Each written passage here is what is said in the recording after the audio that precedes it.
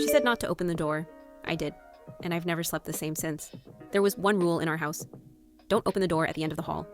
It wasn't locked. There weren't chains, but the energy around it was heavier than any padlock could ever be. We weren't a mysterious family. No weird traditions, no ancient secrets. Just that door, that silent hallway. It was in the upstairs part of the house. The only door painted dark brown while the rest were white. My brother and I used to dare each other to touch it. Just touch, but never open. And we never did. Because every time we got close, my mom's voice would echo from another room. Back away from that door, right now. No yelling, no panic, just control. Like she'd been watching, like she always knew. When I was 15, I asked her directly, "What's in there?" She looked at me for a long time, then said, "Things you don't need to carry." Nothing, not storage, but things. And something about the way she said carry made my skin crawl. After that, I stopped asking, but the door didn't stop calling. Late at night, the air near it felt colder.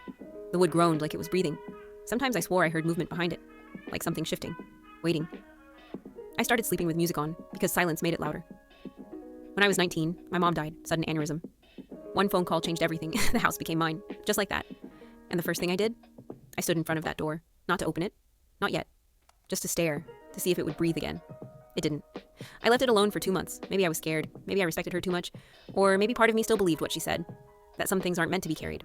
But the dreams started, same one every night. A voice whispering through the door. She left me behind. So I opened it. One rainy morning, alone in the house, no ceremony, no lights flickering, just me and the door.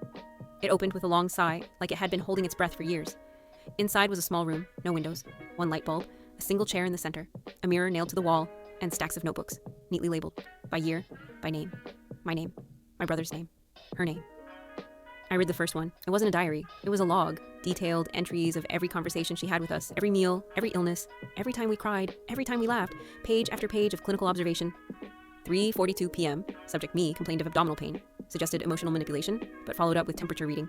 There were charts, hand-drawn maps of our behaviors, patterns she was tracking, like we were experiments. The last entry was from the day before she died. Subject me asked about father again, redirected, defensive posture noted. There was no mention of love, no emotion, just data. I found VHS tapes in the closet, labeled by date, footage of us, playing, sleeping, eating, but always from behind something, from across the room, from angles we didn't notice. She'd been filming us for years. I don't know what hurt more, that she hid it, or that she thought it was normal. I showed the room to my brother. He walked out halfway through a notebook, said he didn't want to know more, said remembering her was easier than understanding her. I envied that. I had questions, still do. Was it trauma, mental illness? Was she part of something, or was she just studying us to feel in control? I sealed the room again, not because I believe in curses, but because some knowledge doesn't offer peace. Just wait. Now, when people ask what my childhood was like, I say, structured.